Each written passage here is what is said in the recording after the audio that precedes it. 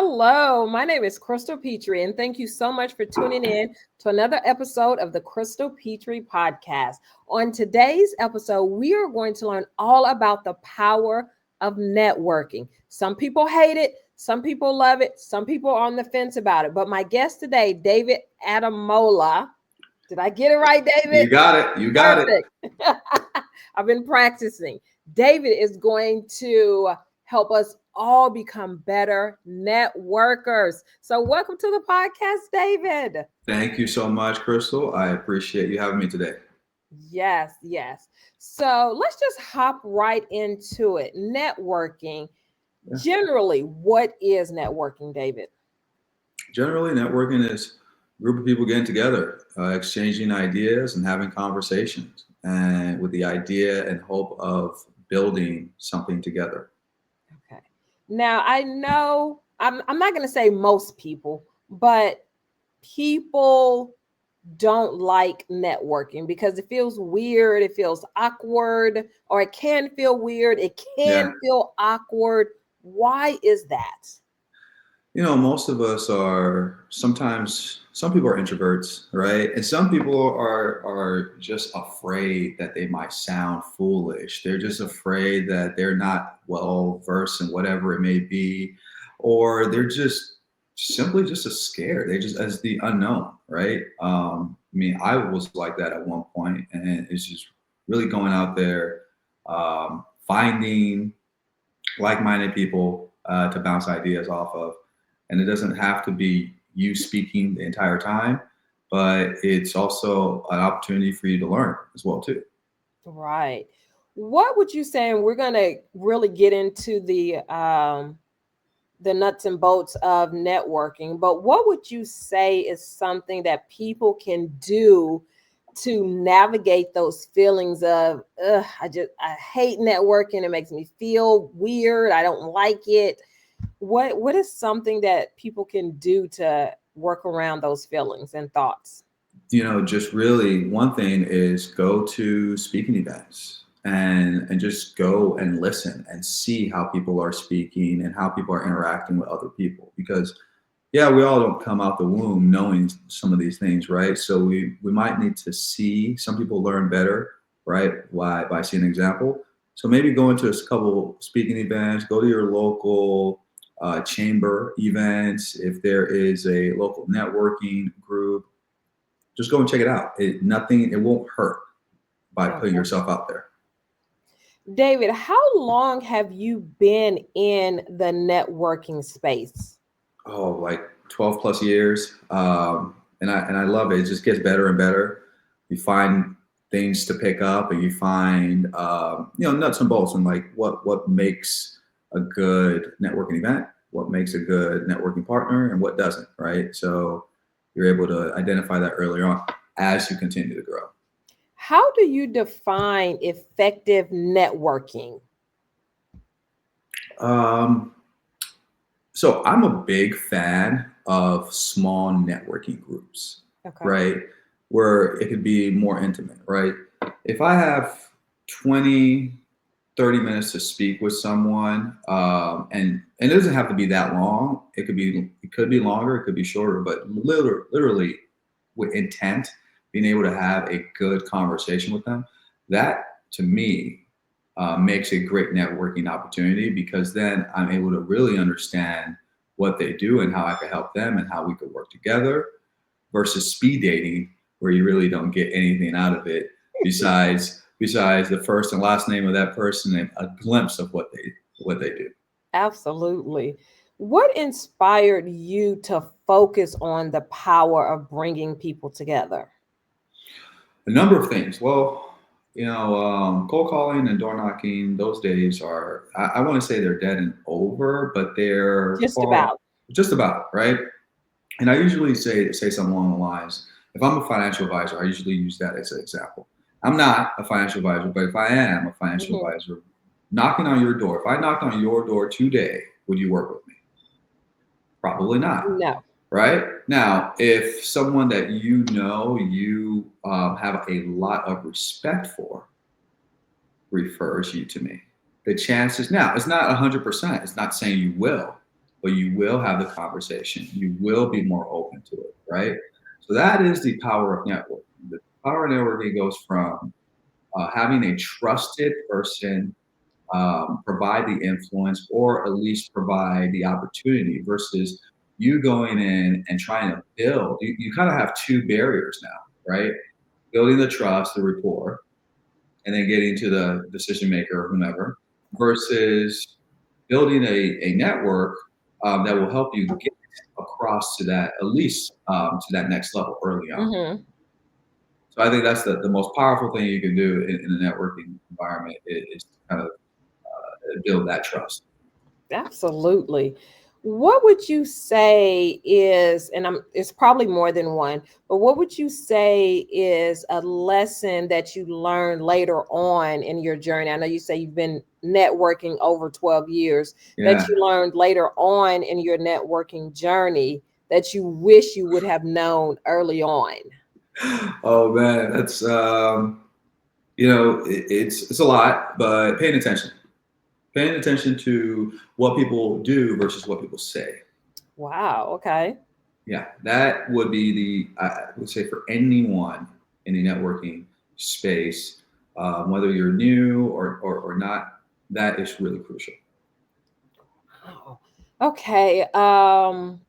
What are some key principles or some key ways in building genuine relationships? Because a lot of times I feel like when people are networking, and I put that in quotes, it's like somebody looking to sell something, kind of Yes, is, yes, you know what that yes, is? So correct. And how do that you build genuine relationships that's gonna last? my grandma used to say, you have two ears and one mouth, right? And that is true and as true as you could get. People need to pay more attention, listen more, listen with intent, right? Now, a lot of times when people are talking, they're thinking of a rebuttal, right? They're not Yes. really listening. They're thinking of a rebuttal. Now, if you pay more attention, and it's obviously a skill you got to continuously work on, right? But I've really been focusing on paying attention to the people that I'm talking to and taking notes. Having a notepad is really crucial. Force you to take notes whether you like it or not. But Right. taking notes because now you're able to, if Crystal said, "Oh, I need to meet this type of person. These are the type of people I work with, and yada yada yada, and this is what I do." I now have notes and have a better understanding of what and who Crystal's looking for. And I'm able to make a referral that is, if I give her two referrals, it's going to, I have a 50% chance one of them is going to stick and they're going to be a great contact versus me not really paying attention and then just thinking that I know who she wants to talk to. And then they're all the wrong people. And I give her 10 of those referrals, but they're all terrible. They're all the worst referrals. See, Yeah. now you see how that the power of listening. I don't need to give you 10 referrals. I give you two that are powerful. Or I Right. could not listen and just play the numbers game and give you zero or give you 10 that are not useful. Right? Yeah. I think that really leads into not think that really leads into my next question, David. How do you know when your values and your mission is aligned with the next person? I really think it goes back to what you were saying before, and that's the listening aspect. Yes. Listening aspect, seeing their actions, and seeing how their actions really speaks, right? Because there's some things that are your subconscious characters play an effect, whether you like it or not, at some point. So if those things will come up, they'll arise sooner or later. In addition, is also with networking, getting in front of like-minded people. Helps it helps, right? So now you could ask for, if you're looking for a certain type of individual, you could ask from another individual in your networking group because chances are they would be a good fit versus you kind of trying to find someone on your own. Okay. Okay. When going to a networking event, for example, Dave, you were speaking about that earlier. You get their business card or their phone number or their email address, whatever that is, whatever contact information that is. How long should you wait to reach out and contact them? Usually next day. The next day. Next day. Okay. I'll send an email. Send an email. If you think about networking, people go out to different networking events, especially this time of the year. They meet a number of people. If I meet you, let's say a week before Christmas, right, this week, and then I don't reach out to you till January 3rd or January 15th, you've probably forgot, right? You probably forgot where we met. You probably forgot who I was. You really. So what I try to do is send an email the next day, and then also reach out to them via LinkedIn the same day or next day as well too. Just not a message on LinkedIn, just a friend request, right? So then we could stay top of mind. Right. And something else that I do, and you can tell me what you think about this. Like when I'm at a networking event or just like any event, where there's a lot of people and you're meeting people or exchanging cards, I quickly on the back of the card, like if they don't have anything written on the back of the card, I will quickly take down, where I met this person and like an identifying factor to make me remember, who this is, where I met them. That is amazing. I do the same thing. Do you? And I do because if not, you forget. You're like, oh, I met this person. Where again? And then you're trying to remember. I try to just put something, the date I met them, and the location, right, at this networking event, and that usually jogs my memory when I call back or reach out. Yes. Another thing, because a lot of folks now are moving towards digital cards. So what I've done recently was, someone gives you a digital card, right? And a lot of times you save it in your names in your log, right? The abyss of your contacts. And you have all those contacts. Yes. And you're like, wait a minute, who was I talking to again? What was their name? I remember what networking event I met them. I don't have a physical card. So what I've done is I take a screenshot. So immediately when I get their card, I take a screenshot, right? The screenshot tells me what day, the time. So then I know, it's in my calendar. I know what day and time. And then I could go back and say, oh, I met them at this networking event. And then I could reach out to them. But if I take a screenshot, I know more. I could find them at least. Yes. Versus if I don't take a screenshot, and I'll maybe circle back to them in 6 months, 8 months. That's not the 6 months, 8 months part. That's such a great idea, taking the screenshots. Yes. I found it's effective. I found it's pretty effective. Yes, that is very effective, because a lot of times, like with those digital cards, you save their information. It goes, and like I said earlier, it goes to the abyss of all of your other contacts, and you're like, who is this person? Why are they here? So which goes back to what you said earlier. You need to make the follow-up the next day. You send the email the next day, you send the LinkedIn friend request the next day, or the same day if you can. Yeah, and then that way you at least take care of that portion. Ball's in their court. They can reach out to you. Yes. And then schedule a Zoom call and see if there's any opportunities there for you to build. Absolutely. Absolutely. And then ask them what other networking groups they go to as well too. That's true. Yeah. That's true. Yes. Yes. What makes bringing people together so powerful in personal and professional relationships? Oh man. Well, a number of things. So in the professional relationship space, a lot of people that are in working in that space kind of focus. I'll use CPA as an example. A lot of CPAs are great at what they do. They focus and hone in on their skills and really don't look up, I guess you'll say, right? They're really focused and don't really look up to see what else is out there, and what other opportunities are out there, and other folks that they could help or work with, or folks that could work with them or help them as well too.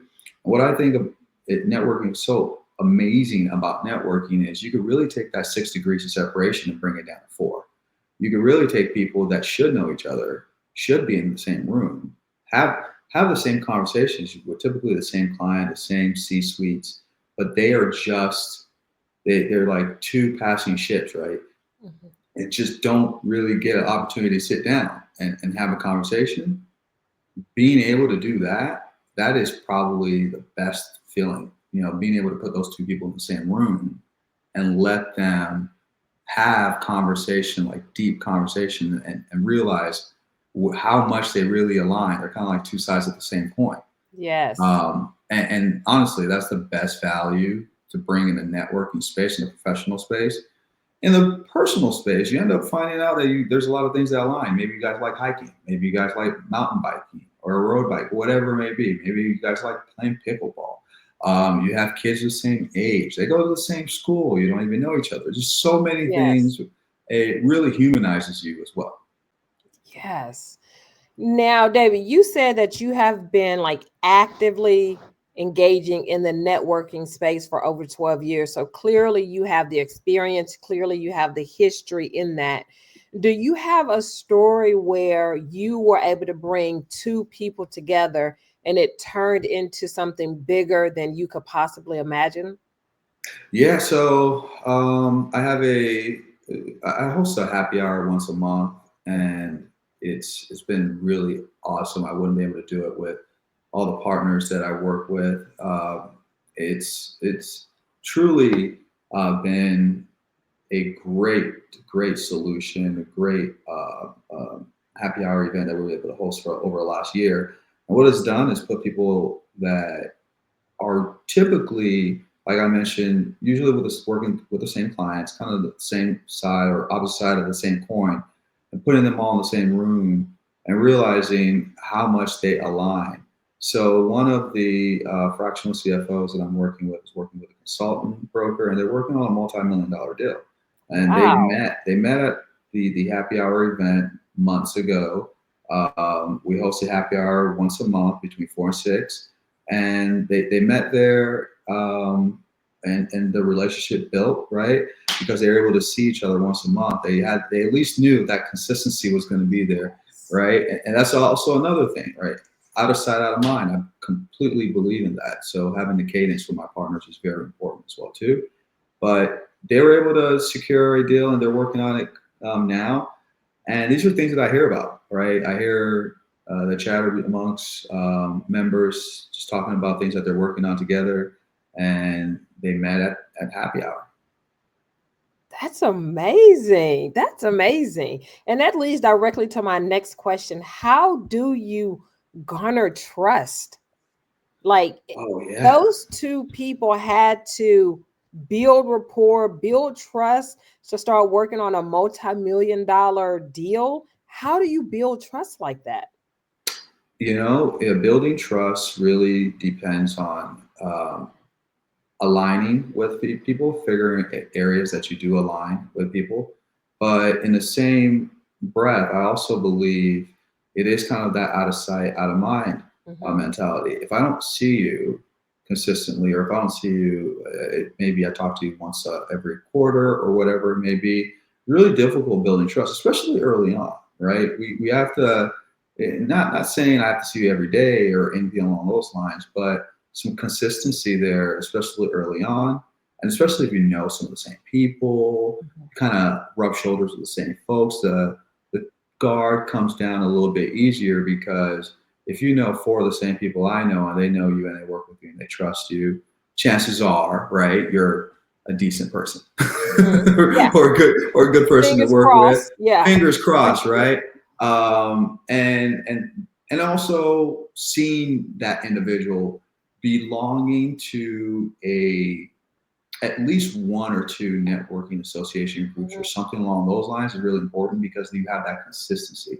Kind of, I mentioned earlier, the speed dating. A lot of networking events are very speed dating oriented, right? You'll meet X amount of people in a year.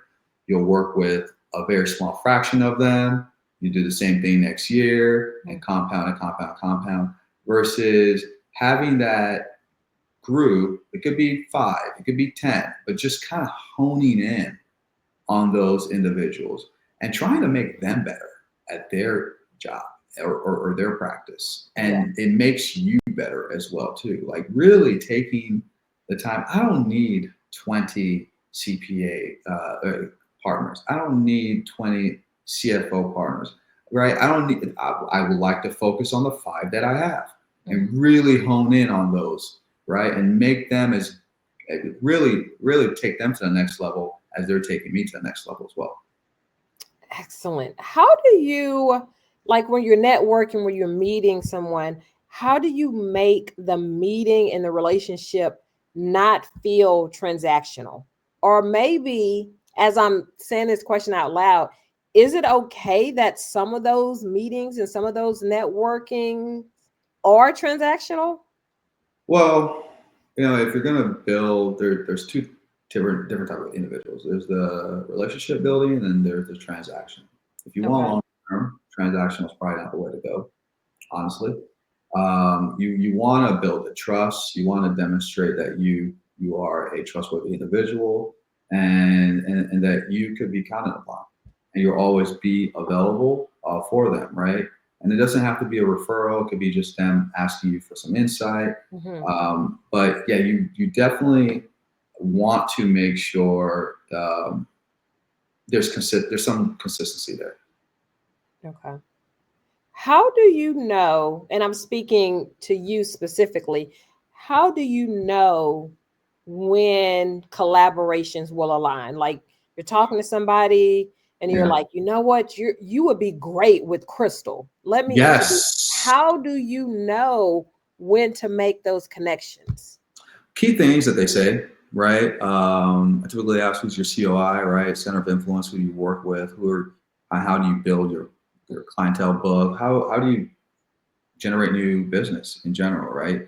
If they're talking about, oh well, I work with these type of individuals, and then my COIs are these type of individuals, or depending on industries, whatever industry that they're working in, right? So there are certain partners that are industry agnostic, and there's some that industry focused. But listening, it all boils back down to listening, right? Listening with intent and understanding who. Well, I work with consultants. I'll give you an example. I work with consultants and CFOs and et cetera. But no one ever talks about franchise, right? But franchise developers or anyone along those lines, but they're in that space as well too. So if I'm talking to someone that says they work with, CFOs and et cetera, I ask, what about franchise developers?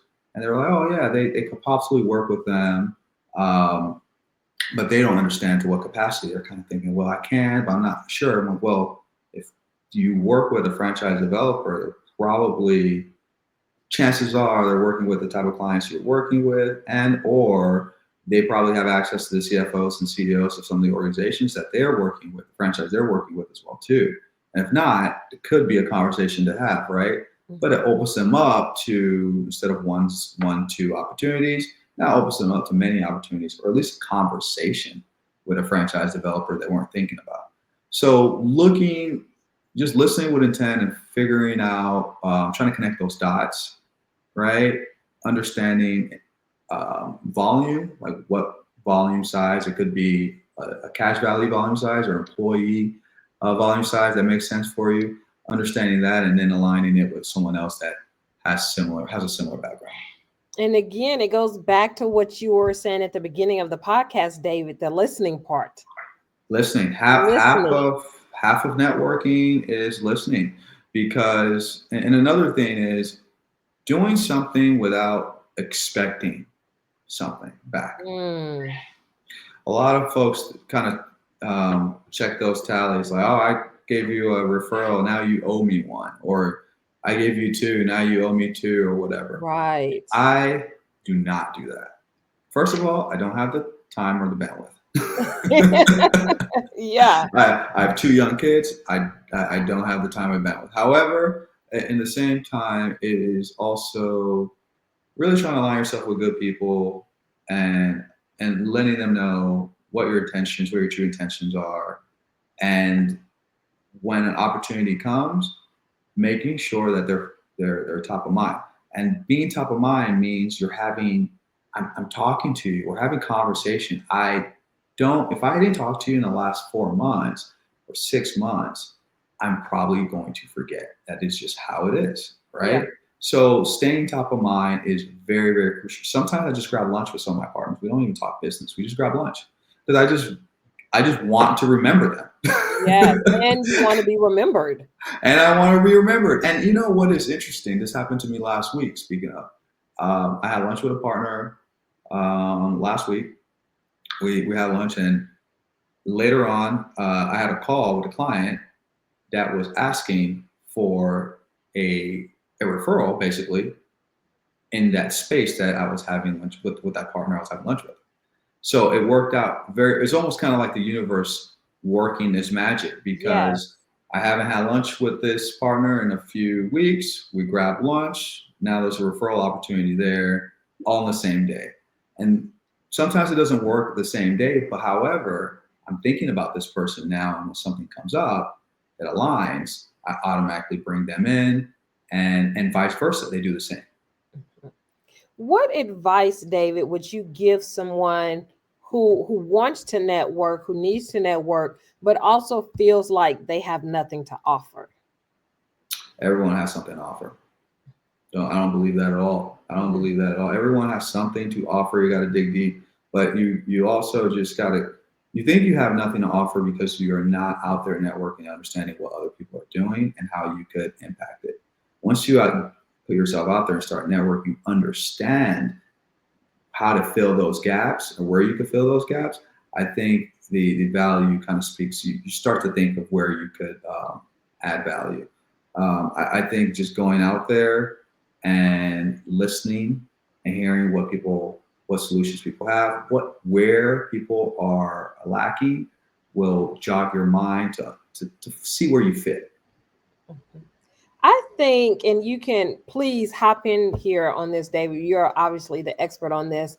I think that when you're networking, it's important to remember like the service or the product that you're offering. So I feel like that should be top of mind when you're meeting new people or you're at events or wherever you are, that the service that you offer should be top of mind instead of what do I offer. Correct. And a lot of people go in thinking that it's the opportunity to market themselves and really just kind of speak sell themselves, right? They want to they're in a room of 30 people. They look at everyone being a potential client, right? And that is not the way, at least I look at it, right? It's very similar to what you mentioned. There's 30 people in the room. This could be 30 microphones, right, that are out kind of blasting my services. So it's important for every single one of them to know where I come in, how I fit, my value prop. And it's important for me to understand where, now not all 30 of them are probably going to be a great candidate, right, or great. However, there's probably a handful of them that would be, understanding that. I don't believe at any given moment it's terrible to go to a networking event. I often say, if I meet one person of value, my job is done and I had a great day. Yeah. And that's really what it is. You can't go in the networking space thinking you're going to meet 10 people that are going to give you 10 referral or anything along those lines. You got to go in one bite at a time, right? And figure out how you can help this person get to their goal, kind of team effort, and vice versa. And just have that understanding earlier on, right? Because it can't be, it can be one-sided. You can't be doing all the work and that individual not doing anything as well too. You both, it's two hands, right? You want two hands, you want to make sure that they're both doing the job to get to the goal. So that's really been my mantra. That's how I've been able to really network for the last several years and build upon it. And then be authentic. Be authentic. People can read through the minutia.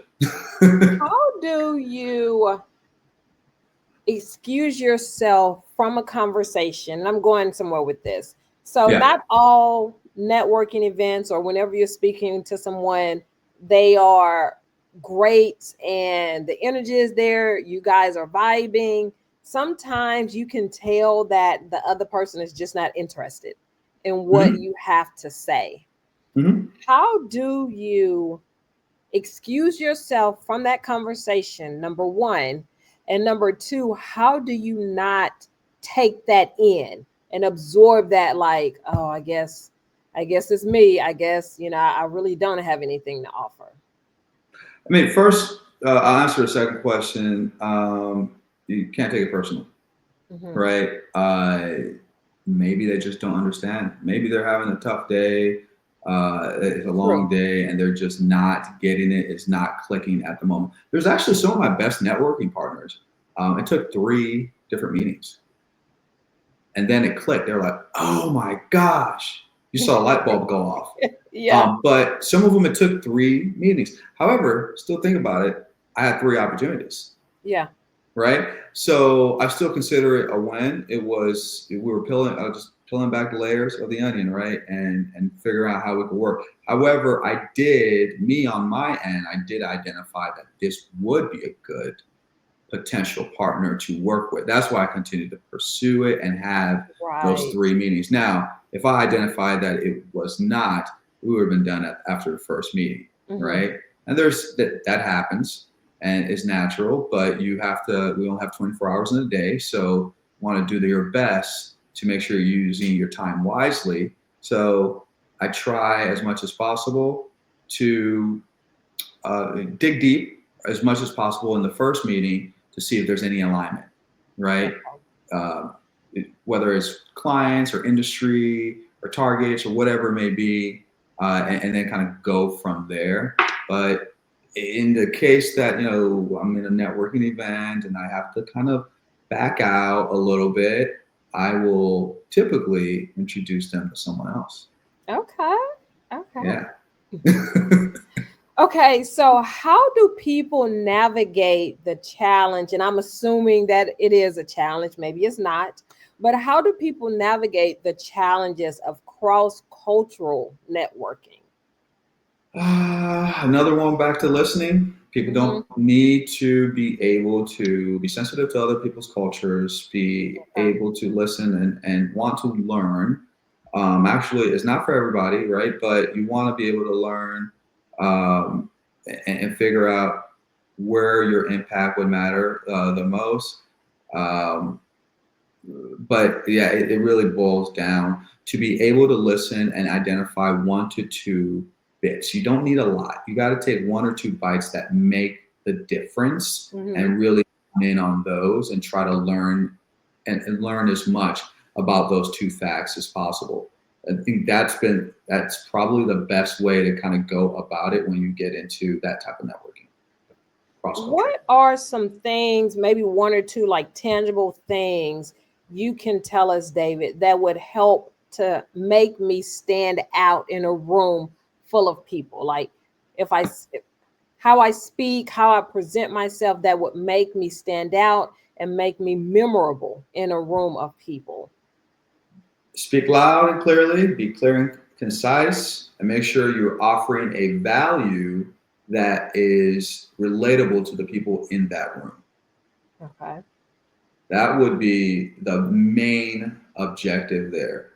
Of course, you want to build a relationship and things of that nature, but being concise, being clear and concise, with your value prop and where you stand in the market, what makes you different from your competitors, how you're compared to your competitors, and maybe even tell a story, right, with a client, a recent win, recent opportunity that was with a competitor. And that stories usually help people think a little bit more clearly. So if you're able to tell a clear story to point out where you stand out and what makes you different, I think that would shine a light on what you're trying to do and also paint you in a positive light. And you really answered my next question, David, because my next question was going to be, how important are stories when networking and making yourself stand out? Huge. I used to think stories were just whatever, right? But they do. I think when you sit back, at least for me, it was hard at first. Like I don't think I have a story. What do you mean? A story of client, story about a win, client like the product, right? And that's that. But you kind of try to enjoy that journey, right, before you get that win. And there is a story in that journey, and that's the story you want to hear about. For me, fintech space, in the accounts receivable space. What we look at is how organizations are being paid, and we're looking at DSOs, days of sales outstanding, right? So they could help accelerate their cash flow. So if an organization is dealing with pretty bad cash flow, right, and they're not cash positive or whatever it may be, we're looking and dissecting that specifically and seeing how we could impact that. Whether it's us directly or even indirectly through some of our channel partners, that's what we're looking to provide. That's the area we're looking to provide that value. Right. We want to see that business thrive, right?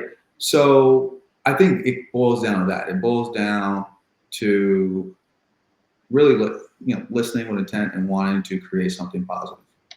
And people love stories, David. That's why we watch movies. That's why we watch the TV series. That's why we read the books. We love stories. People love stories, and being able to. I also think what happens is people get caught up in their day to day, and they're not sure about the story, or they don't think it's a story, right? Yes.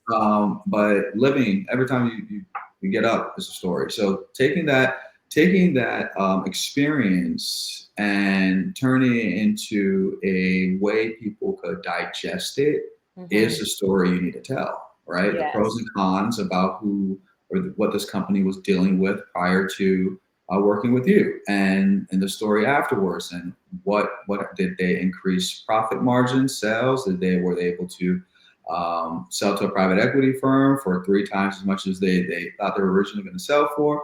What happened, right? What happened there? Tell that story, because it's very impactful. And if it didn't happen directly, it wasn't your direct connection or your services or product, tell a story of how they met you and you were able to identify areas that they were not thinking of prior to them meeting you, and the impact you're able to have by introducing them to ABC person, right? Absolutely. And that goes a very, very long way, and it's just another value add that you bring to the table.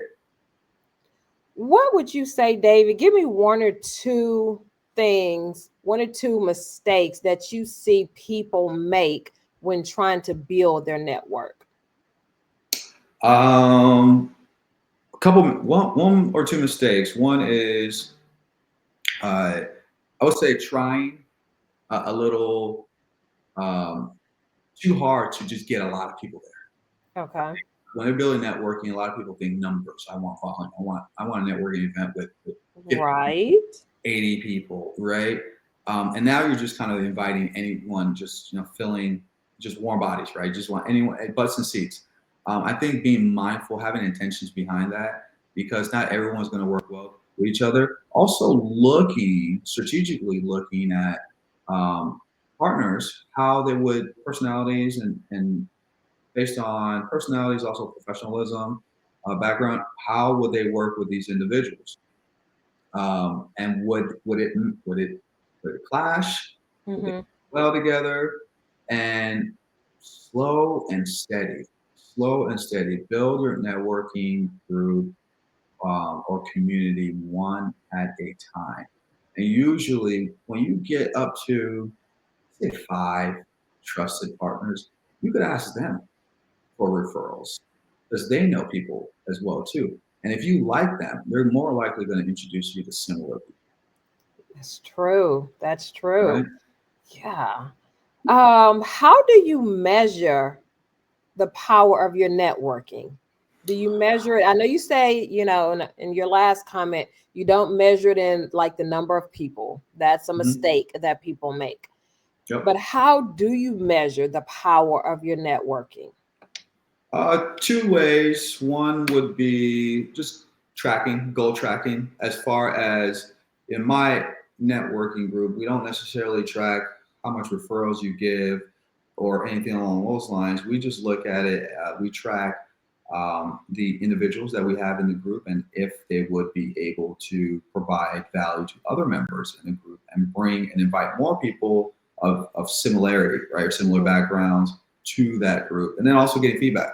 Yeah, everyone's going to give you feedback, the good, bad, or the ugly. So getting positive, negative feedback, just getting the feedback to understand, well, if we're on the right track or if we're not. we've changed the model a little bit in our networking group to provide an opportunity for members to have time to really speak on certain things that or present, right, and speak on certain things that set them apart.